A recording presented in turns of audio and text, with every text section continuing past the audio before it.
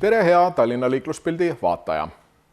Eelmises saates esitatud vaataja küsimuse õige vastus on: iga päev juhtub liikluses keskmiselt 5 liiklusõnnetust, mis on põhjustatud kõrvaltegevustest sõiduki roolis. Vaatajate seast naeratas seekord loosiõnn Ivar Kurvitsale ja NFC kleebise toimetab teieni meie saatetiim.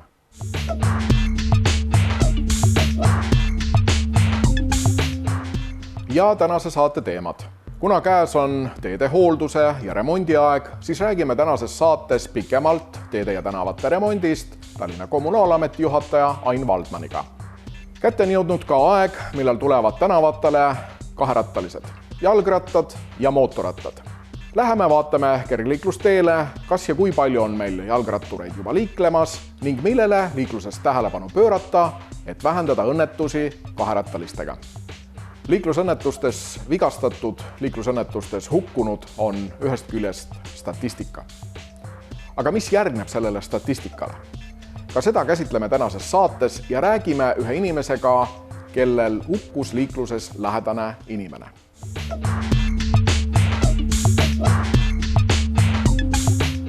Ja eelmise nädala liiklusraport. Suuremad liiklusõnnetusi eelmisel nädalal Tallinnas ei olnud, olid tavapärased plekimõlkimised, samuti otsasõidud teistele liiklejatele. Põhjuseks jällegi tähelepanematus või kõrvaltegevused sõidukite roolides. Käesolevat nädalat iseloomustavad jätkuvad teetööd ning lisanduv suurem teetöö Pärnamäe ja Vana-Narva maantee ristmikul. Kordame üle, et tööd on jätkumas ka Tondi tänaval ja Haabersti ringristmiku piirkonnas. Palume liigelda ohutult ja jälgida liikluskorraldusvahendite nõudeid ning reguleerijate märguandeid teetööde piirkonnas.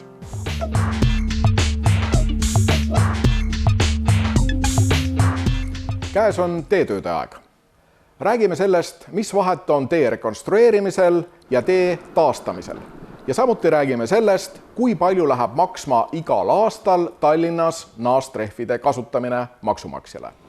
Hakkame siis sellest vägevamast tegevusest pihta. Rekonstrueerimine, see tähendab see, et võetakse muidugi projektipõhiselt, aga kogu tee kõht lahti, võetakse sealt kõik võrgud, vaadatakse üle, tavaliselt muidugi projekteerimise käigus juba käiakse üle, et millised on uuemad ja vanemad võrgud, mis tahavad väljavahetamist, ümbertõstmist, ja siis tekib uus teepõhi ehituse käigus, kõik need õiged kihid, mis tulevad asfaldi alla.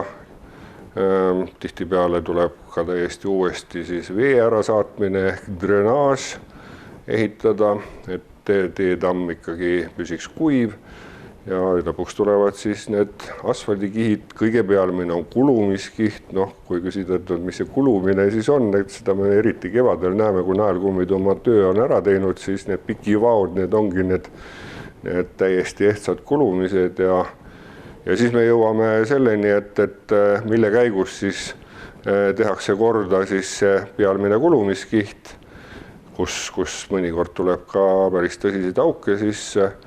Et kui me ei pea päris uuesti kogu selle tee põhja uuendama kõigi võrkudega, siis ongi tee remont ehk teeme uue ülekatte, freesime vana katte maha, profiilid õigeks ja uus asfaldikiht peale. Muidugi on olemas veel kolmas variant, kus me teeme nii-öelda hooldusremondi käigus just neid samu kas auke eraldi mõningate lappidega või teemegi seda pikivagu, freesime kitsama freesiga üles ja siis täidame selle siis ka kitsa lauturiga, nii et see on siis see hooldusremont, nii et me võime öelda, et kokku on siis 3 põhilist vahendit tee korda tegemiseks.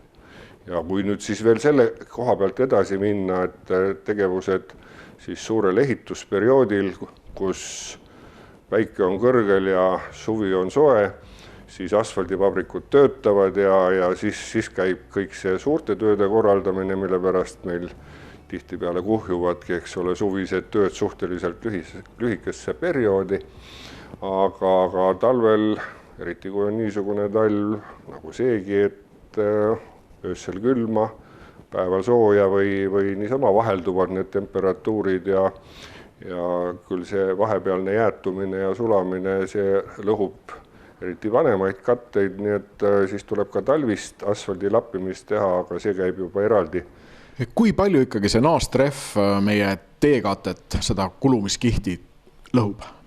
Nii Tehnikaülikooli inimesed kui ka teiste Põhjamaade uurijad ju pakkunud välja erinevaid numbreid, aga ütleme laias laastus öeldakse, et 100 kilomeetrit sõita ühe kergliikluse autoga, Žiguliga näiteks, sõita ikkagi naastrehvidega, siis see tõstab üles kuni 3-4 kilogrammi siis seda musta ainet ja siit me siis näeme, et tulevad need pikivaod, aga see, mis üles on tõstetud, see on see, mida me sisse hingame või kui me küsime, et miks pärast talvel on tihti peale jalanõud seda värvi või autode küljed mustad, sool on see, mis seobki siis selle lendunud materjali ja see on see, mida me siis pärast peame saama kas loodusest või oma riietusest kätte. Meie head Soome kolleegid on teinud ühe päris põhjaliku uurimise, seal nad lõid kampa ka mitme ministeeriumiga ja õige ongi see, et nad on rohkem sellele teabele panustanud, et see sisse hingatav kraam, kus on tihtipeale ju peaaegu et Mendelejevi tabel, see ei ole ju ainult bituumen, kiviosakesed, aga seal on ka see, mis tuleb kummidest, nendest samadest naastudest, seal tuleb veel ühte, teist, kolmandat juurde, mis tuleb ka autode tagumistest torudest. Kõik see saab kõigepealt soolaga kokku kleebitud ehk soolveega ja lõppkokkuvõttes, kui on niisugused kevadised kuivad ilmad, siis ongi rohkem just praegu afišeeritud seda, et kui te suudate kuidagimoodi naastrehvist loobuda, siis te aitate igal juhul kõigi meie hingamisele kaasa, aga ka pikas perspektiivis kõigi meie tervisele kaasa. Kas meil on teada ka see rahaline summa, mis läheb naastrehvidest tuleneva teekatte taastamiseks? On meil teada see summa?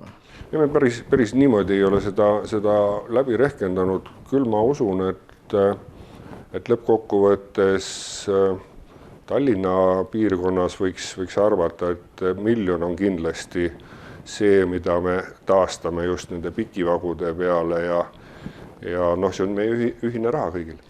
Millistest põhimõtetest lähtuvalt valitakse see, millist tänavat remontida, millist tänavat rekonstrueerida? Kõigepealt me teeme iga-aastaselt niinimetatud PMS-uuringut, kus teatud tänavad ikka uuesti ja uuesti vaadatakse üle kõigi oma parameetritega. Need ongi siis need pikivagude sügavused, tee enda mitmed muud näitajad. Loomulikult me vaatame sinna kõrvale ka, et milline on siis selle või teise teekatte sünniaasta. Küll meil on, eks ole, veel neid tänavaid, mille sünniaasta on 70-ndates, aga kus ei ole liiklusintensiivsus nii suur.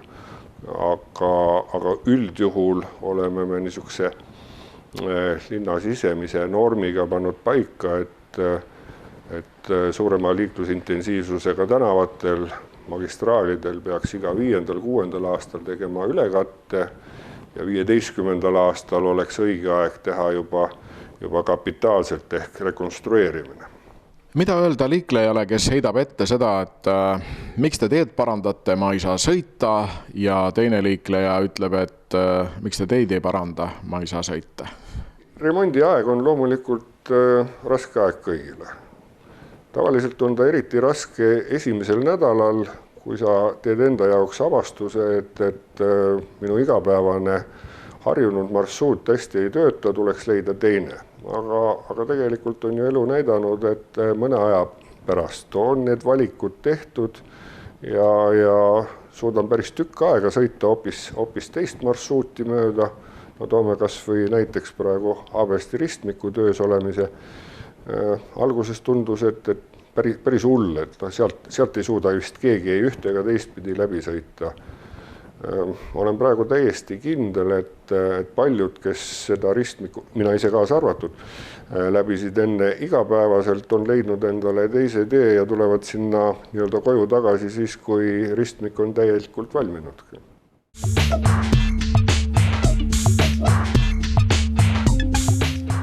Kui vaadata erinevate Euroopa riikide liiklusõnnetuste statistikat, siis näeme, et Lõuna-Euroopas on kaherattaliste liiklusvahenditega liiklusõnnetusi tunduvalt vähem kui meil Põhja-Euroopas.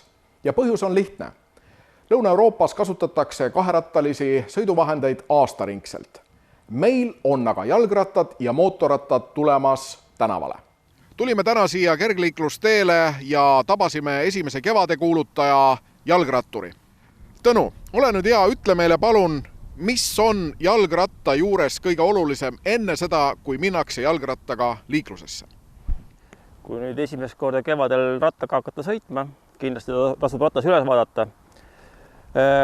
Pidur pidi küll kiiruse surm olema, aga et ikka seisma jääda tuleks kontrollida üle rattapidurid, rehvid, et nad ei oleks talve ajal ära murenenud, vanaks jäänud. Siis kindlasti niisugused kohustuslikud elemendid nagu helkurid, tuled, et need rattal kõik küljes oleks. Ja kui nüüd oma teadmised peale ei hakka, siis kindlasti tasub pöörduda kuskile töökotta, kes spetsialist vaatavad ja ratta ilusasti üle. Vaataja on küsinud, kas pimedal ajal sõites piisab helkuritest või peavad olema ees ja taga ka mingid tuled? Ees peab olema valge tuli, taga punane tuli. Ja tegelikult soovituslikud on isegi neid tulesid kasutada ka päisepäeva ajal jooksul, et miks muidu autodel nõutakse tulesid, ka ratturil võiks see põleda, vilkuda, seda tõmbab igal juhul tähelepanu. Kuidas jalgrattur peaks liiklema sellisel kergliiklusteel, kus on nii-öelda jalgrataste ja jalakäijate segaliiklus? Üldjuhul kehtib ka kergliiklusteel ikkagi parempoolne liiklus, ehk siis jalgrattur peaks liikuma samamoodi paremal pool, tegema möödasõite, siis vasakult poolt veendunud, et ta ei ohusta jalakäijaid, teisi rattureid ja kindlasti kergliiklustee ei ole ikkagi trenni tegemise koht, et kes tahab rohkem sporti teha, peaks liikuma kas siis maantee peale, metsa, et kergliiklusteel on ikkagi lapsed, jalakäijad, kes tulevad päeva nautima.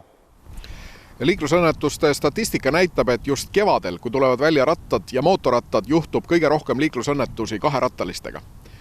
Milline oleks nõuanne autojuhtidele? Millele pöörata tähelepanu või kuidas arvestada jalgratturiga? Tegelikult see arvestamine peab olema kahepoolne. Nii jalgrattur, mootorrattur kui ka siis autojuht ka veel. Et autojuht peab kindlasti arvestama, et kui kevad saabub, ilmad lähevad ilusaks, jalgratturid, mootorratturid ilmuvad ja neid on tahame või taha natuke raskem märgata liikluses kui autot. Ja samas siis see kaherattal liikuja peab arvestama, et autojuht ei ole valmis teda võib-olla märkama ja ei ole valmis, et niisugused liiklejad on ka liiklusse tulnud. Kordame üle nüüd selguse mõttes selle, kuidas tohib jalgrattaga liikuda üle sõidutee mööda sebrat, mööda ülekäigurada? Üle sebra võib rattaga sõita, jalakäija kiirusel, autojuhil ei ole kohustust talle teed anda. Kuidas oleks kõige ohutum? Kas rattaseljast maha tulla? Kui on tihe liiklus, siis kindlasti on kõige ohutum rattaseljast maha tulla, ületada sebra siis jalakäijana. Tõesti, kui liiklust ei ole veendud, et ei ole autosid tulemas, siis on õigus sealt üle sõita. Tallinnas on mitmeid kergliiklusteid. Kuivõrd suureks probleemiks on nüüd jalgratturi perspektiivist vaadatuna see, et sõidukid kipuvad kergliiklusteedele, kuhu tegelikult neil sõita lubatud ei ole? Enamustel kergliiklusteedel õnneks seda ei ole, aga osadel, kus tee on ehitatud nii ilus ja lai, et siis osad autojuhid kas nüüd hoolimatusest ei pane liiklusmärke tähele või siis, mis on juba halvem juhul, kuritahtlikult kasutavad neid ummikute vältimiseks ühest punktist teise sõitmiseks. Mida peaks nüüd jalgrattur või jalakäija tegema, kui ta näeb, et kergliiklusteel liigub sõiduk, mis seal kindlasti olla ei tohiks? Kindlasti ei tohi ennast ohtu seada. Tuleb ja eriti kui lapsed on tee peal, siis võib-olla viibata selle autojuhile, äkki ta saab aru, et ta on tõesti vales kohas, ta lahkub sealt esimesel võimalusel. Võimalusel siis teavitada politseid. Vaataja on esitanud küsimuse selle kohta, et kas jalgratast tohib juhtida joobeseisundis? jalgrattur on juht ehk siis temale laienevad samamoodi kõik kohustused ja nõuded nagu ka autojuhile, et juht ei tohi olla joobes, jalgrattur peab täitma samamoodi kõik liiklusseaduse nõudeid, märginõudeid. Mida saab teha jalgrattur selleks, et muuta oma jalgrattaga liiklemine ohutumaks? Teha ennast riietusega nähtavaks. Kui nüüd päris vesti taha selga panna, siis kollane jakk, tuled vilkuma igal ajahetkel, kui on võimalik. Ja kuni 16-aastastena on kohustus ka kiivrit kanda, teistele kindlasti soovitame seda kanda, et see on teie väikes nii-öelda elukindlustus. Kui on tavasõidutee ja kõrval on ehitatud kergliiklustee, kas siis jalgrattur peab minema kergliiklusteele või võib ta sõita ka mööda tavalist sõiduteed? Võib sõita ka mööda tavalist sõiduteed, seadusandja ei ole pannud kohustust, aga kindlasti on ohutum sõita seal selle kergliiklustee peal, kui autodega võidelda sõidutee peal. Mida autojuht saab ise teha, et jalgrattur tunneks ennast ohutumalt liikluses? Kindlasti möödasõidud, arvestad umbes, et see vahe, mis möödumisel võiks olla, on mingi 1,5 meetrit, 1,5–2 meetrit, et teha see möödasõit samamoodi, nagu te teete möödasõidu teisest autost või sõidukist, et ei sõida 5 sentimeetri kauguselt mööda. Arvestama peab see kindlasti sellega, et kui te möödute ratturist ja mida suuremad on kiirused, seda suurem tekib tuule nii-öelda tõmme, mis võib vähem kogenenud ratturi natukene endast välja viia, ta võib kukkuda, mis iganes võib juhtuda. Et see möödasõidu ohutus, et pigem kaotate selle ajas 2 sekundit, kui satute liiklusõnnetusse ja rattur saab viga. Kus peab jalgratas asetsema sõites liikluses?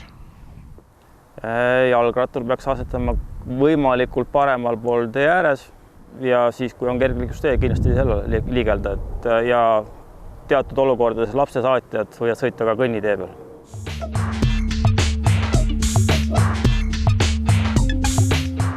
Maanteeamet ja ajakirjandus avaldab andmeid liiklusõnnetuses viga saanute ja hukkunute kohta.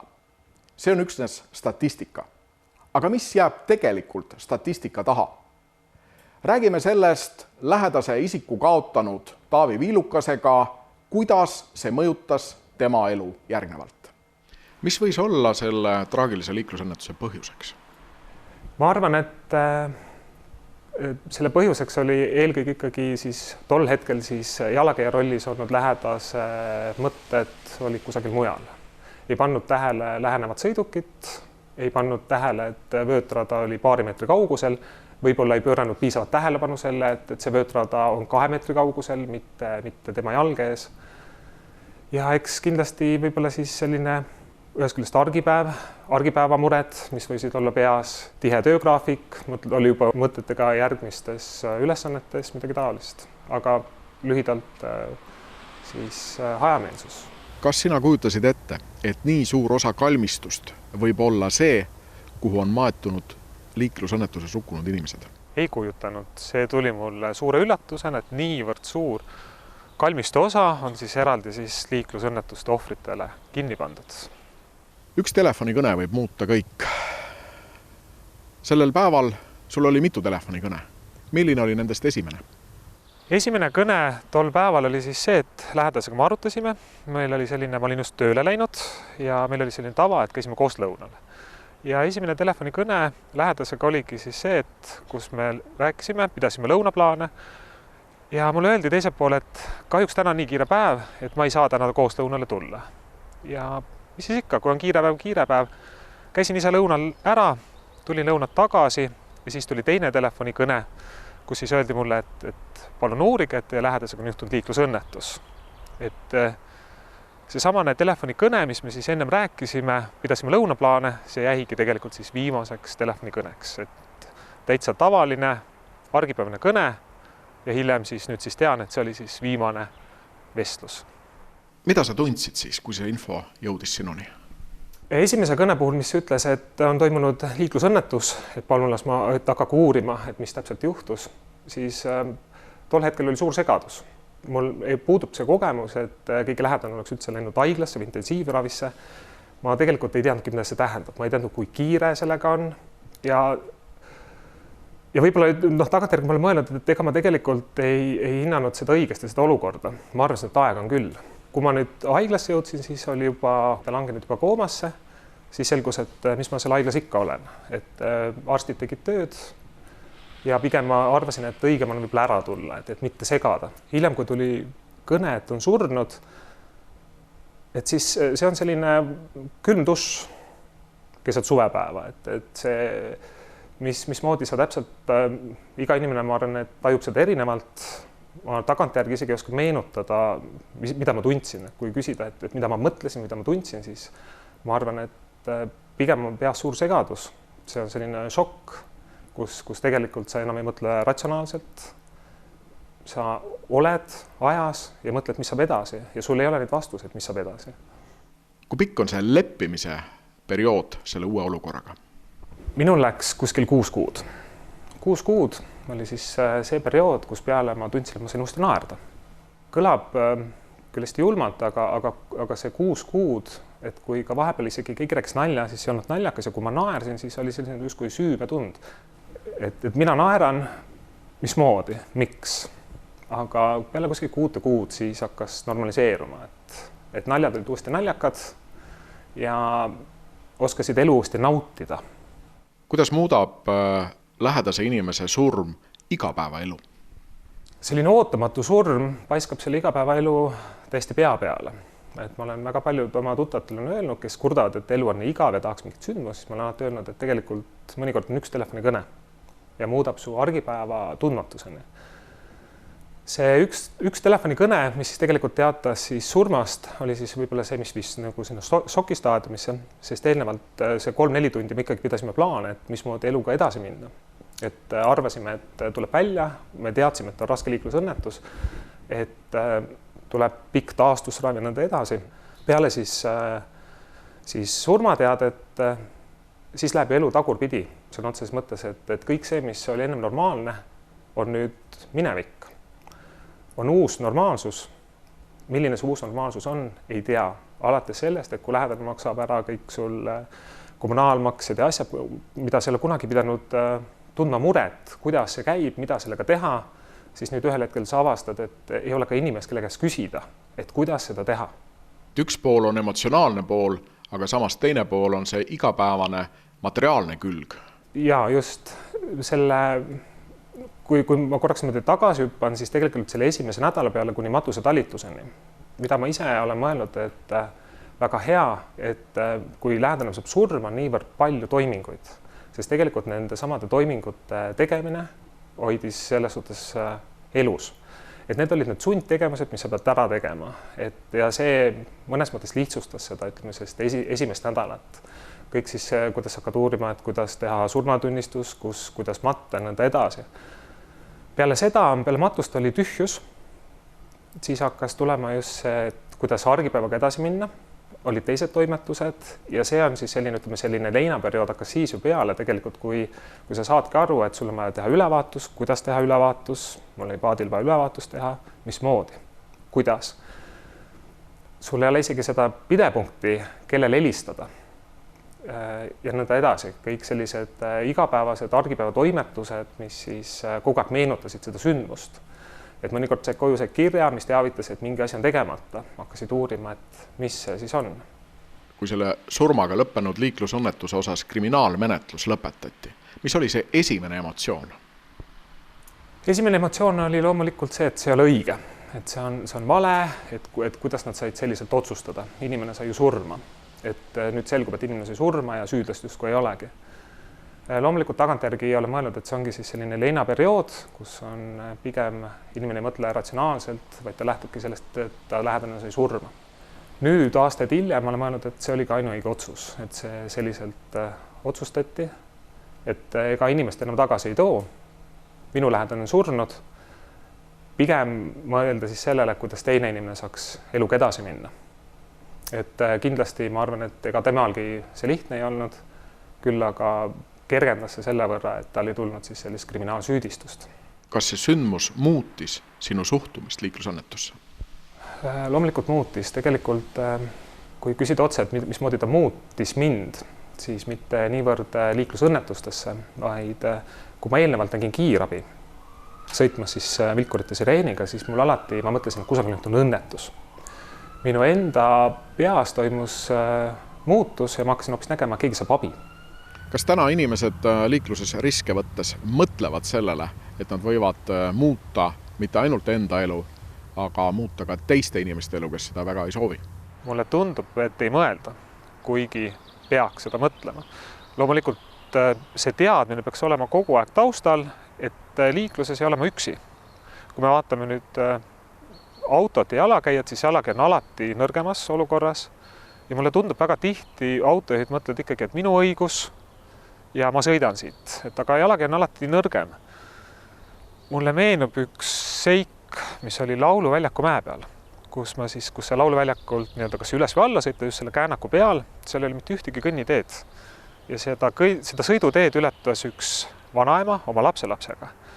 Tal ühes käes oli siis see lapselaps, mis umbes siis olla 4-aastane, teises käes oli siis lapselapse jalgratas ja nad olid seal 2 sõiduraja vahel. Mitte ükski auto ei peatanud, sest nendel on ju õigus. Kui ma sõitsin, ma peatasin, lasin nad üle, loomulikult ka mina sain siis tagant, väga palju sain siis signaalitamist, et mida sa siin seisad. Ma ei saanud küll aru, kuhu see vanaema oma lapsega läks. Ma siiamaani aegalt mõtlen, kuhu ta läks, et miks nad siukses kohas teed ületasid. Aga see näitab väga hästi seda, kus autojuhid ikkagi mõtlevadki seda, et mina olen roolis, minu õigus ja see, mis kõik väljapoole jääb, see pole minu mure. Kas just sõidukijuht peaks olema valmis ka selleks, et keegi teine võib liikluses eksida ja just ka tema eksimust oma käitumisega siis parandada selliselt, et liiklusõnnetust ei juhtuks? Ja eks õnnetused juhtuvadki just sellepärast, et neid mitmed tegureid kõik langavad kokku. Et üks teeb pea, teine ei märka, kolmas ei pane tähele ja kokku nad saavad. Et loomulikult alati võib teha teine vea ja alati ei pea näitama talle keskmist või rusikat, vaid mõnikord lihtsalt peatama auto, laskma ära ja oma teekonda jätkama.